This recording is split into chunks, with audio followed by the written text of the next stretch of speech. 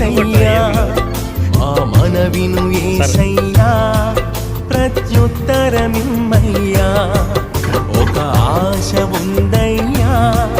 నా కోరిక తీర్చయ్యా మా మనవిను యేసయ్యా ప్రత్యుత్తరమిమ్మయ్యా యవన కాలమందుని కాడిమోయగా బలమైన విల్లుగా నన్ను మార్చవా యవన కాలమందుని కాడిమోయగా